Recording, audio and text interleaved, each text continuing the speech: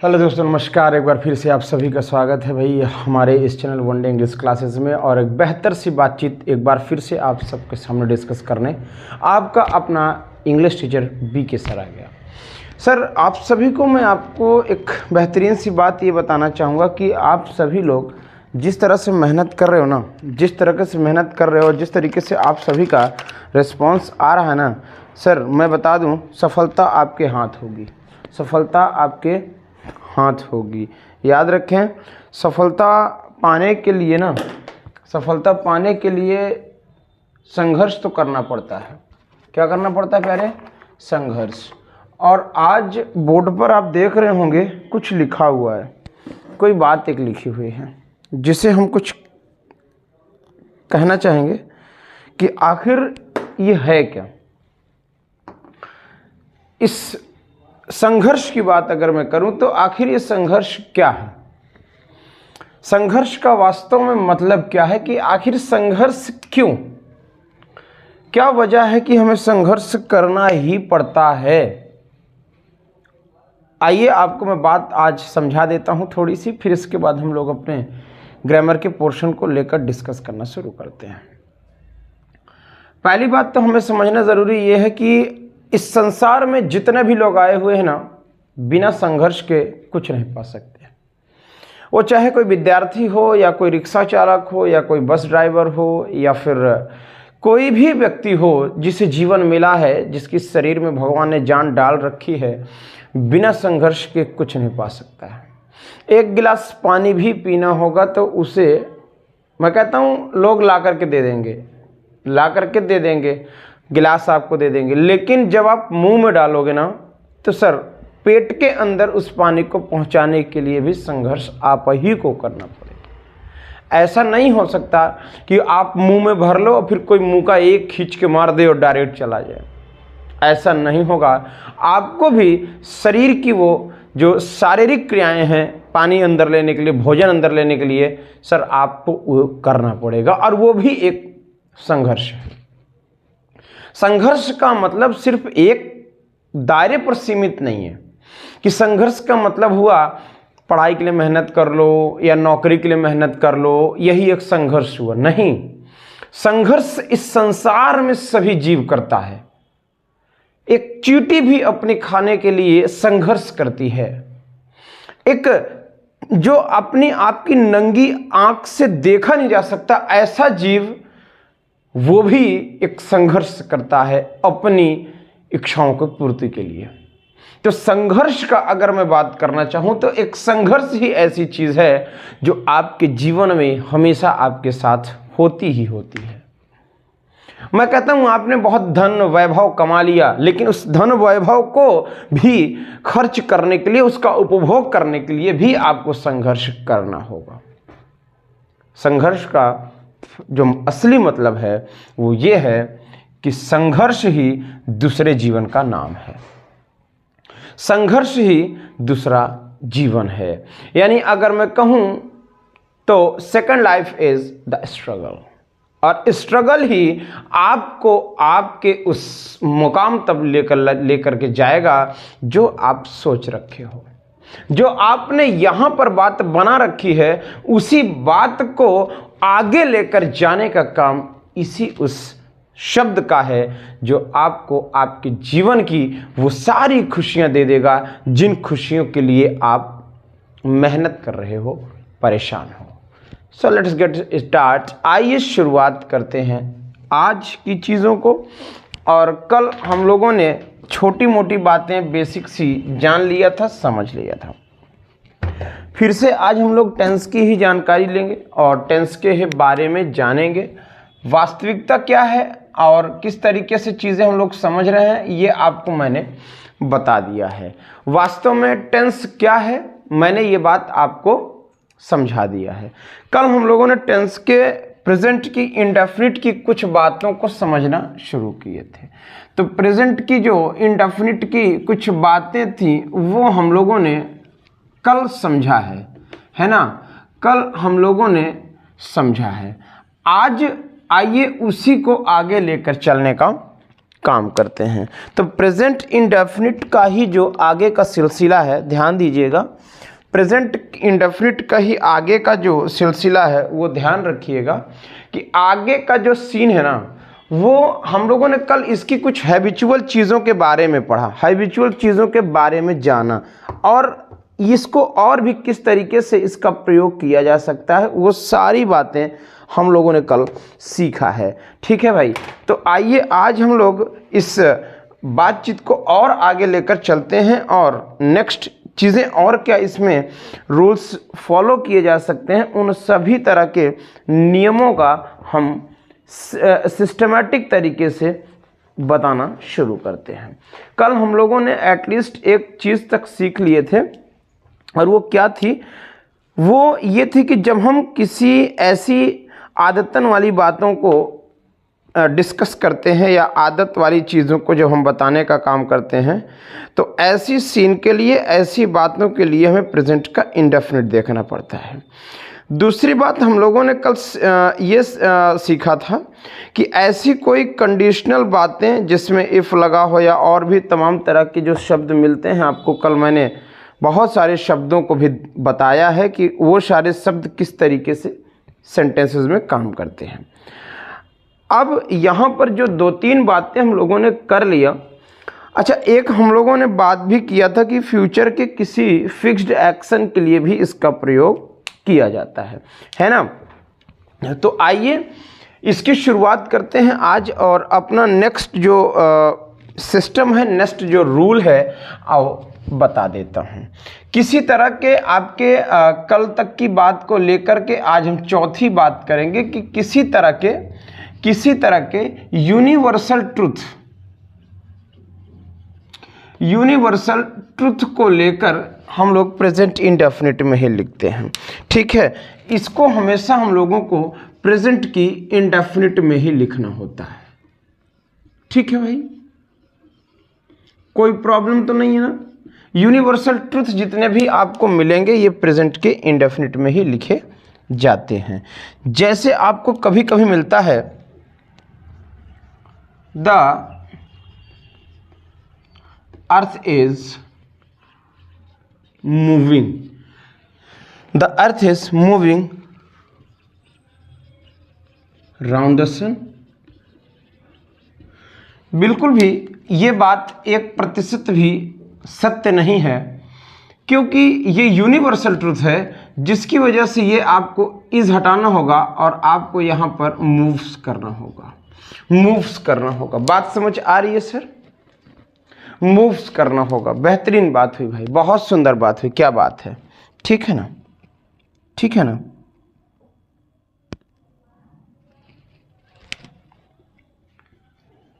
The sun rise, rose, risen, second form of the verb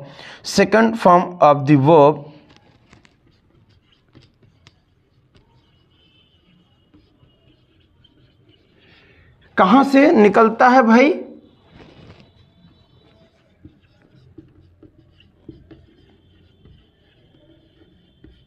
लो क्या लिखा कि the sun rose in the east, यानी कि सूर्य से उगता है और अस्त पश्चिम में होता है, मतलब पूर्व से उगता है और पश्चिम में अस्त होता है।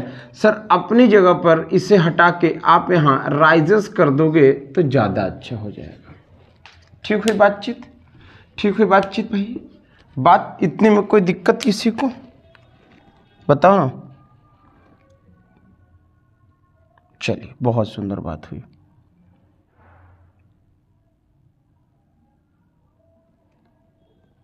चलिए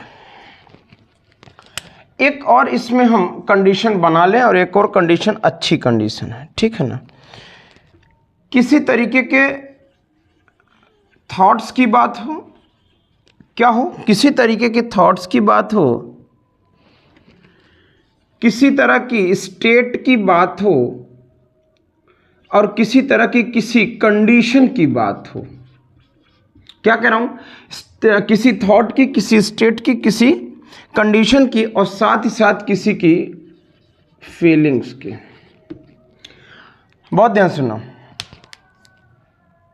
देखो थॉट, स्टेट, कंडीशन और फीलिंग, ये ऐसे सिचुएशन के सेंटेंसेस को जब भी बनाना होता है तो हम लोग इंडेफिनिट में ही बनाते हैं प्रेजेंट की। वो कंडीशन में बताऊंगा, ठीक है ना।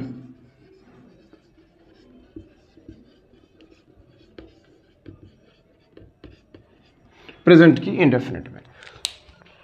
अब थॉट्स की बात अगर की जाए, हमने कहा आई फील टायर्ड, देख लो प्रेजेंट की इंडेफिनिट में लगाया भाई, ठीक है ना।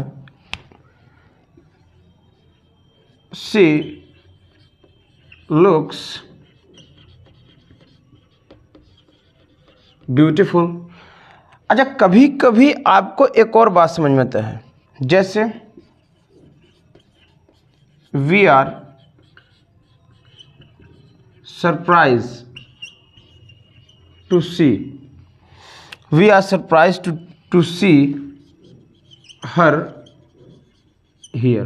लो, अब मेरी बात समझना ध्यान से।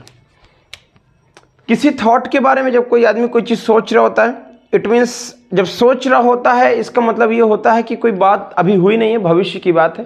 तो जाहिर सी बात है हम लोग भविष्य की बात को लेकर के सोचने वाली जो बातें हैं उसको हम लोग लिख सकते हैं। स्टेट कोई अवस्था हो सकती है, किसी की अवस्था को हम कंटिन्यूअस फॉर्म या अदर टेंस में नहीं लिखते हैं, ठीक हुई बातचीत।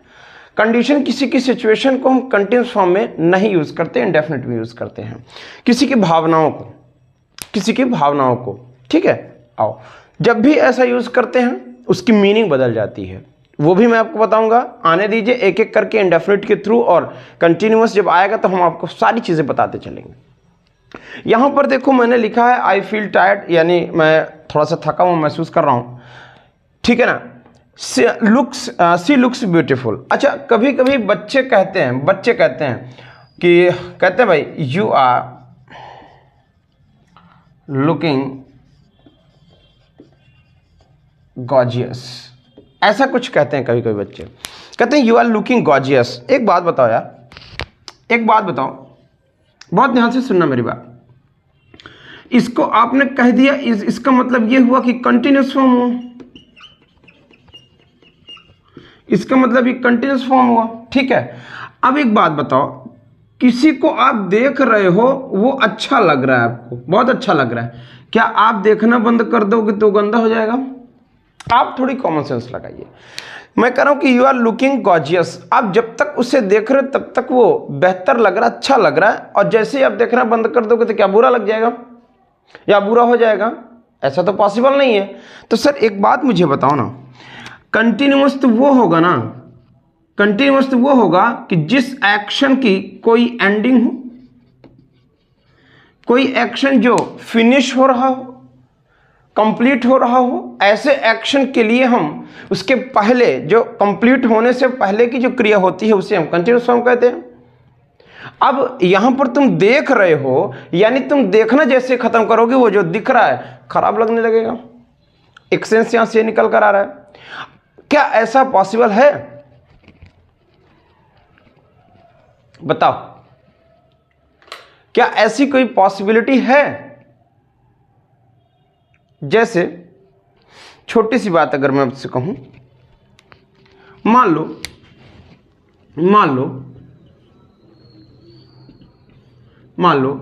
ये कोई मान लो कि शिवांगी लड़की है, और मान के चलते हैं लड़के का नाम है सुमंत, बच्चे का नाम है। बहुत ध्यान सुनिएगा, इस लड़के ने इस लड़की को प्यार भरी नजरों से देखा, और मने मन सोचता है कि वाह क्या बात है भाई साहब, क्या लग रही है, एकदम मतलब क्या कहा जाए, कतई जहर लग रही है, कहा जाए। अब ये क्या जब तक कहेगा तब तक ये कतई जहर लगेगी, या इसके कहने के बाद ये कतई जहर नहीं, पता नहीं क्या हो जाएगी? सीधी सी बात, जब आप कभी कॉलेज वगैरह में जाते हो और आपको कोई लड़की पसंद आ जाए, तो क्या जब तक आप उस लड़की को देख रहे हो क्या तब तक वो सुंदर है? जैसे ही आपने देखना बंद किया तो क्या वो लड़की बेकार हो गई? भाई साहब अगर ऐसा होने लगे ना अगर ऐसा होने लगे ना तो एक चीज़ क्रिएट होगी, जानते हो क्या? लड़के कह देंगे सुनो हम ही से सेट हो जाओ, नहीं हम देखना बंद करेंगे तो गंदी हो जाओगी। ऐसा कोई सीन नहीं होता मेरे भाई, ध्यान रखिएगा। हम उन एक्शन को कंटिन्यूअस फॉर्म में लिखते हैं जो एक्शन आपको कल के लिए खत्म होने का भी सीन दिखाएं। ऐसे सेंटेंसेस के लिए हम कंटिन्यूअस फॉर्म का यूज करते हैं, जरा नोट करें भाई।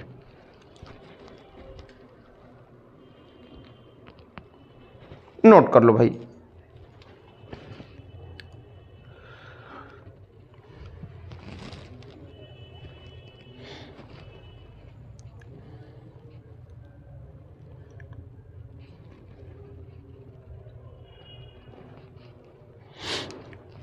चलिए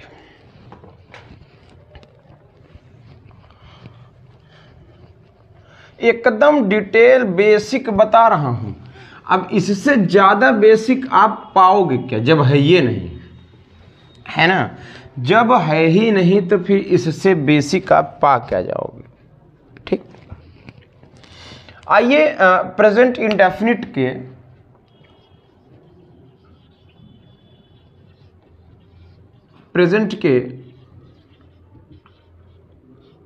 इंडेफिनिट के स्ट्रक्चर को समझ लें। प्रेजेंट के इंडेफिनिट के स्ट्रक्चर को समझ लें। ध्यान देने वाली बात कि जब स्ट्रक्चर की बात हम करते हैं दो तरह की बात होती है। एक आपकी अफर्मेटिव बात होगी और एक आपकी बात नेगेटिव होगी। ठीक है, ठीक है, सुनते चलें आराम से, सब बातें आपको पता चलेंगी। ठीक है, अब सुनना, पहला स्ट्रक्चर आपका जो क्रिएट होगा वो ये होगा कि कोई सब्जेक्ट होगा और कोई V5 होगा। ठीक है, यानी हम इसको कह सकते हैं कि V1 प्लस V5 हम इसे कह सकते हैं। V5 मतलब S या ES, ये ध्यान रखिएगा। V5 का मतलब ES या ES। एक न्यू कॉन्सेप्ट आपके लिए, V5 का मतलब होता है किसी वर्ब में S या ES। अब S या ES आप लगाओगे किस में? V1 का जो मतलब होता है, V1 का जो मतलब होता है base form of the verb, base form of the verb, verb की एक बेस फॉर्म। ठीक हुई भाई बातचीत? ठीक हुई बातचीत ना? सुनिएगा, अब इसी से बेस्ड कुछ एग्जाम्पल्स आपको दे दें सरल सरल से। He works in Patna. अच्छा, ही वर्क्स इन पटना। दूसरी एक बात, अगर इसी में एक और एग्जाम्पल आपको हम बताने का काम करें,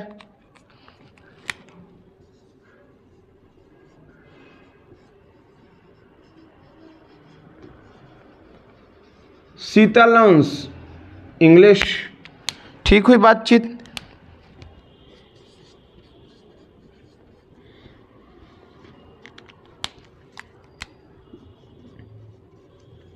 नेहा टीच देम। लो भाई, लो भाई, इससे सुंदर क्या बात पाओगे? इससे सुंदर क्या बात पाओगे? बोल तो दो। बोलते नहीं हो यार, बोलते नहीं हो। यहां लो, ये आपका अफर्मेटिव स्ट्रक्चर। दूसरी बात स्ट्रक्चर की जाए, सब्जेक्ट होगा और डू आएगा। क्या आएगा? या फिर डज आएगा और साथ ही साथ नॉट लगा रहेगा, है ना। और जैसे ही आएगा तो ये V1 हो जाएगा, ठीक। ये आपका नेगेटिव होगा।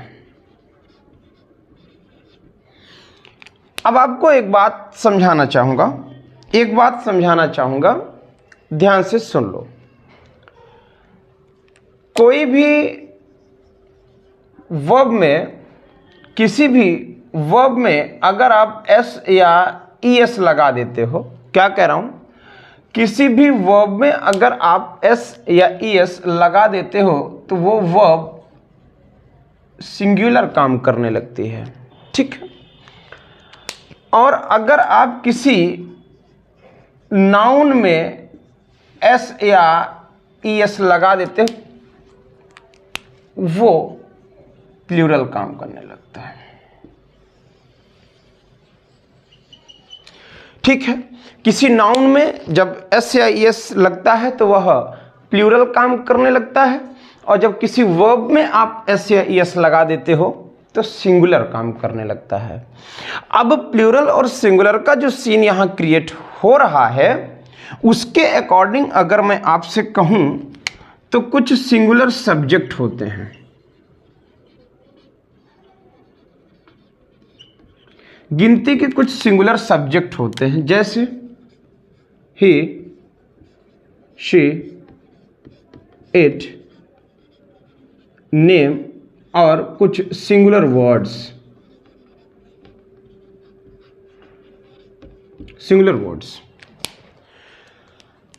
कुछ आपके प्लूरल भी होते हैं, प्लूरल सब्जेक्ट। अब बहुत ध्यान से सुन लो, जैसे यू, वी, दे और प्लूरल वर्ड। अब यहां पर एक चीज आया है कि आई भी, तो आई अपने साथ दोनों काम करता है, मगर आपको अभी फिलहाल आई भी मेंशन करना होगा, आई भी मेंशन करना होगा, ठीक।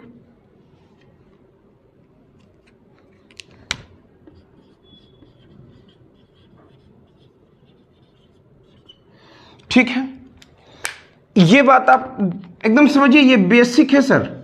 जितना आप इसको समझ लोगे उतना अच्छा होगा, जितना इसको आप समझे रहोगे उतना आपको सेंटेंसेस करने में प्रॉब्लम कम होगी।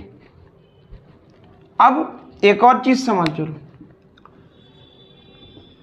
जो सिंगुलर सब्जेक्ट होगा ना, हमेशा अपने साथ सिंगुलर वर्ब लेगा।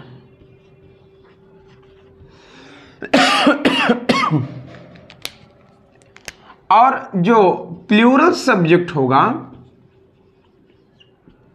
अपने साथ हमेशा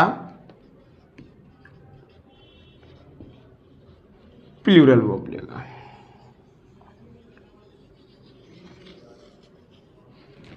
ठीक है, नोट करना जरूरी है, एक एक करके इसको आप नोट कर लेना। बात आ रही समझ? अब आपको बता दूं, यहां पर जो मैंने ही लगाया है, ये ही अपने आप में सिंगुलर सब्जेक्ट हुआ, सिंगुलर सब्जेक्ट की कैटेगरी का हुआ, इसलिए सिंगुलर वर्ब लिया जाएगा। और किसी वर्ब में एस या ई एस लग जाए तो सिंगुलर हो जाता है, WORK हमने वर्क्स बना दिया, सिंगुलर हो गया। कोई दिक्कत? सीता यहां पर लर्न वर्ब होती है, हमने एस लगा के इसको सिंगुलर बना दिया। नेम अपने आप में सिंगुलर कैटेगरी का हुआ, नेहा अपने आप में सिंगुलर कैटेगरी का हुआ। आओ अब और भी कुछ बातें इसी में नेगेटिव सेंटेंस की कर लिया जाए। जैसे he does not work in Patna, ऊपर वाले सेंटेंस की तरह मैंने लिखा है, ठीक है। Sita does not learn English Neha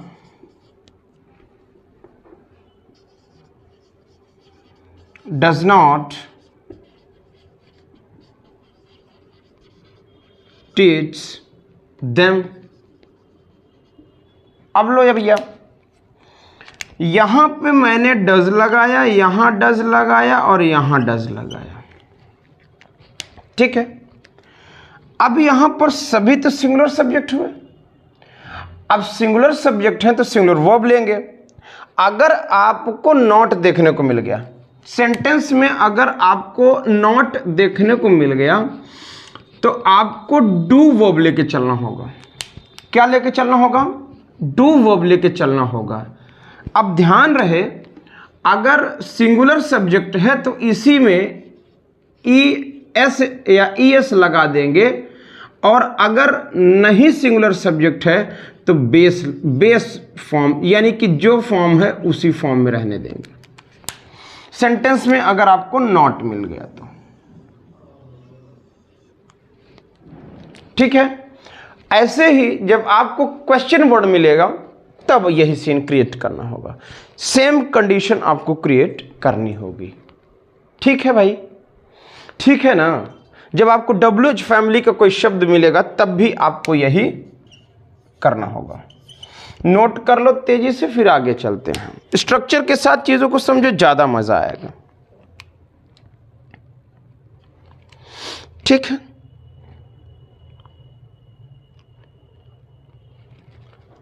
चलिए,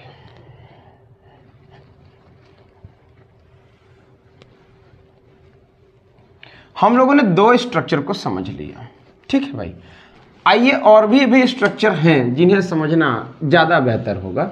समझ लेंगे तो हमें और भी सारी चीज़ों को करने में प्रॉब्लम नहीं आएगी। इन सभी चीज़ों को आप समझे रहोगे ना, तो आने वाले समय में जब आप नरेशन या वॉइस करोगे तो आपको प्रॉब्लम नहीं करनी पड़ेगी।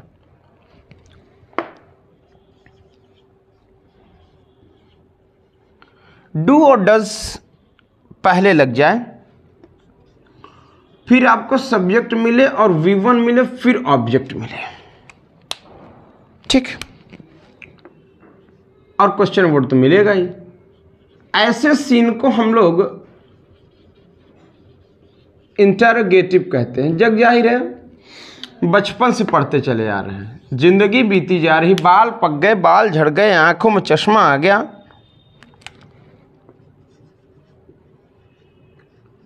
Does he work in Patna? Sir उसी सेंटेंसेस को मैं बार बार कर रहा हूं ताकि आपके दिमाग में चीजें बन जाएं, ठीक है। डज सीता नॉट, नहीं नॉट ना लगाओ, does Sita learn the English?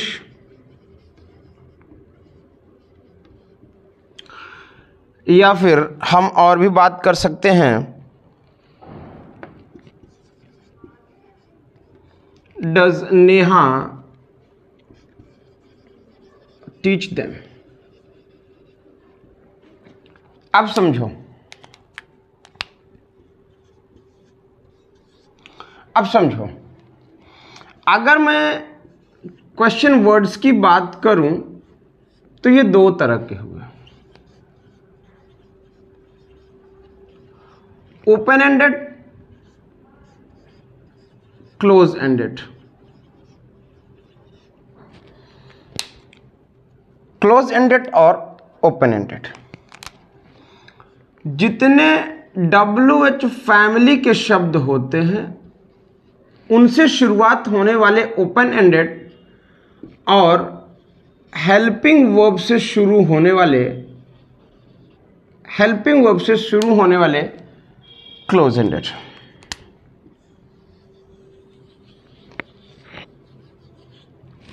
ठीक है, अब यहां पर समझना मेरी बात। क्वेश्चन वर्ड अगेन मैं बातें आपको समझाने के लिए बता दे रहा हूं। दो तरह के हुए, एक तो वो हुआ कि start with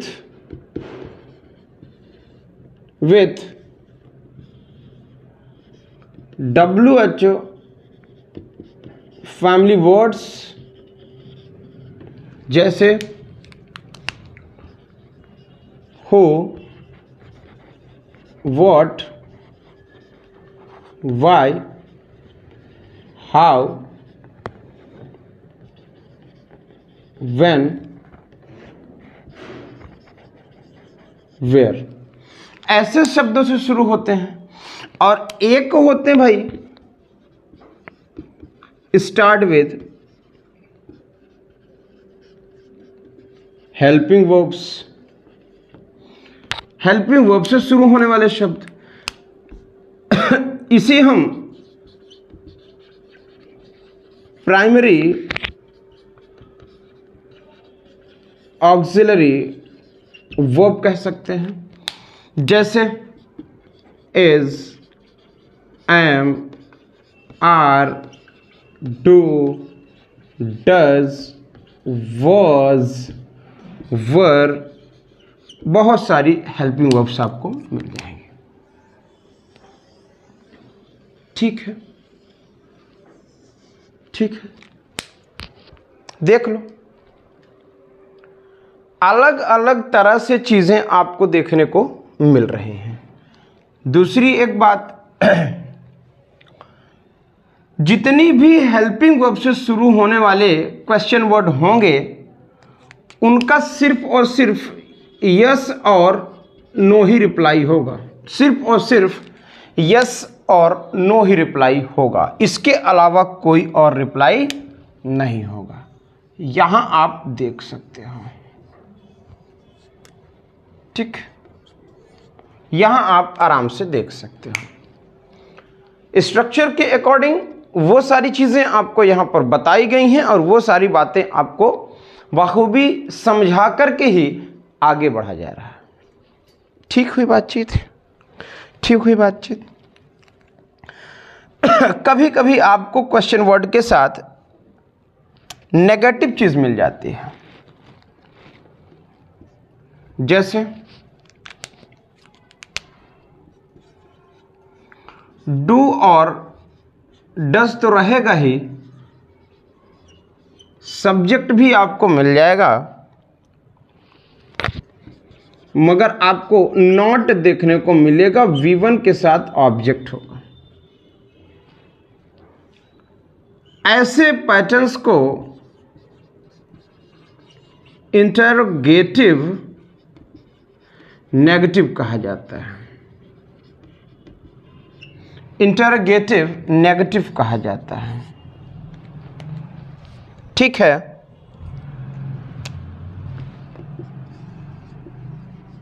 does he not work in Patna, एक बात ये हो गई। Does Sita not learn English, एक बात ये भी सुंदर हो गई। Does Neha not teach them, ये बात आगे समझ में आ गई भाई।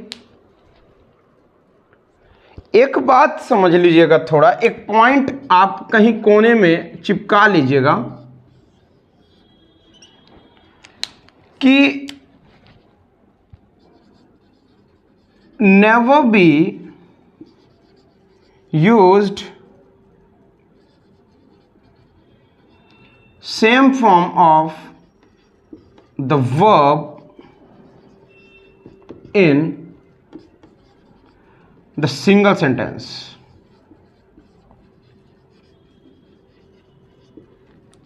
ये नोट कर लेना, कहीं याद रखना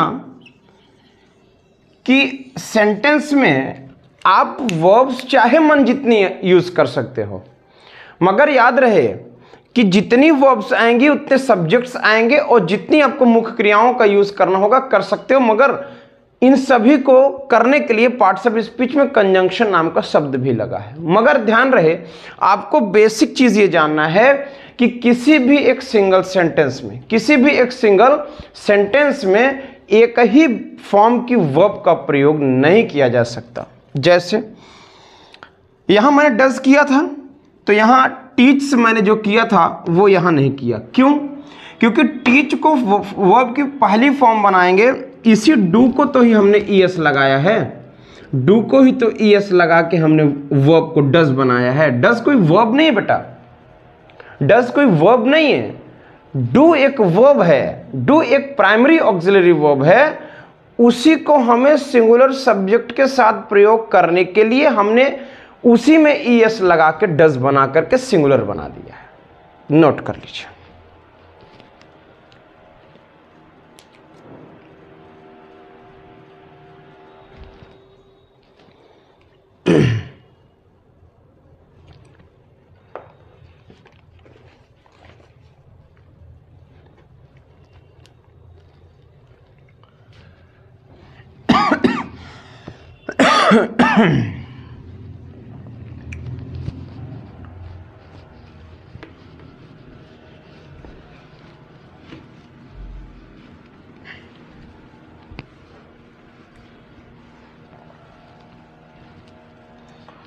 चलो भाई,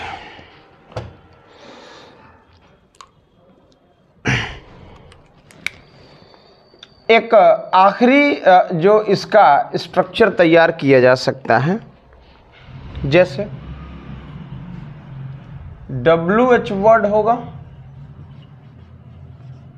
प्लस इसके बाद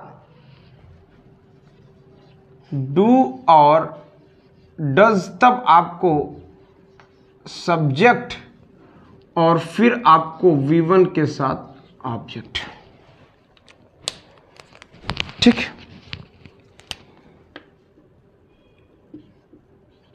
और ऐसे ही स्ट्रक्चर को WH फैमिली कहा जाता है, ऐसों को ही WH फैमिली कहा जाता है।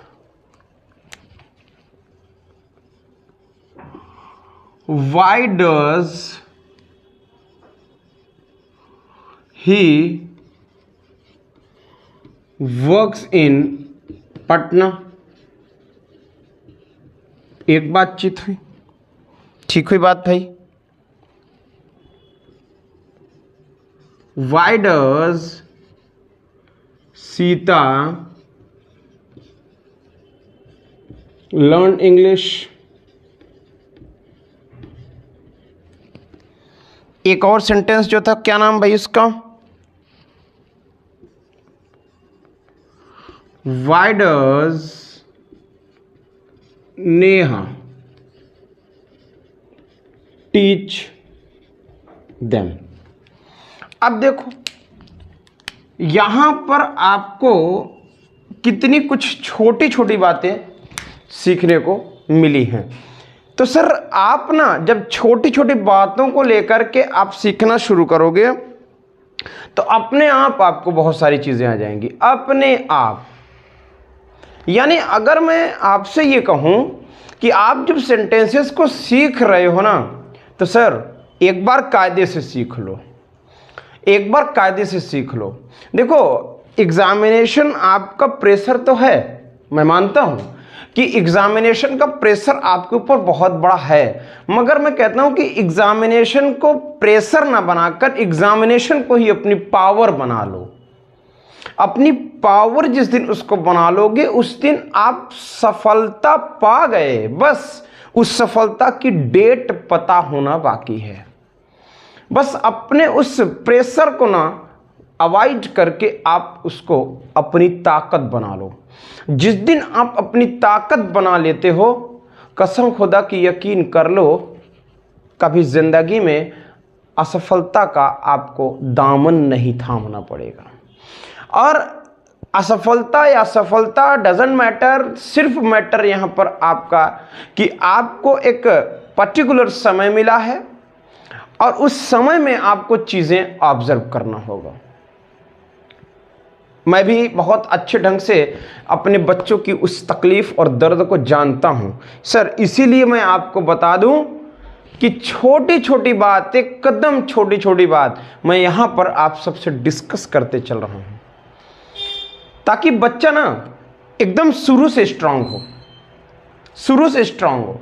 भैया एक बात ध्यान रखिएगा कि कभी भी ना जब मकान बनाया जाता है तो छत बनाने के बाद नींव का प्लान नहीं किया जाता कि छत बन गई, दीवारें बन गई हैं, बीम पड़ गया है, अब हम लोग चलो नींव बना लिया जाए।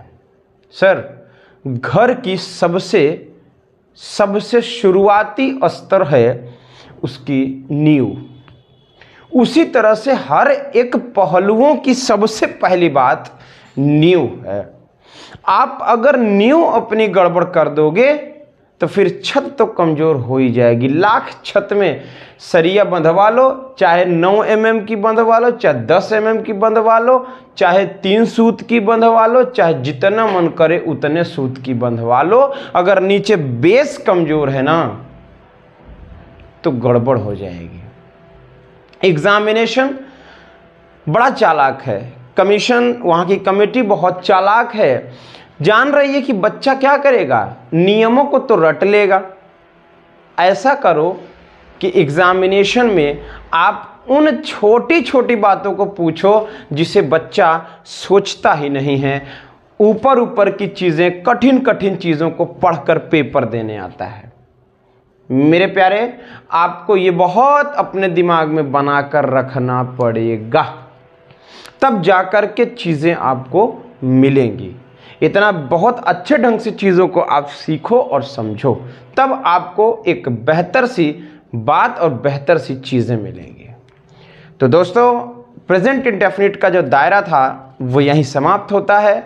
अब हमारी शुरुआत और बातचीत प्रेजेंट कंटिन्यूअस पर होगी, और प्रेजेंट कंटिन्यूअस से लेकर के फिर धीरे धीरे सभी टेंसेस के उन सभी सेगमेंट को आप सब तक आसानी से इसी तरीके से मोहब्बत भरी बातें करते हुए ख़त्म कर दूंगा। आज इतना ही, बहुत बहुत धन्यवाद, thank you, tata, bye bye, take care.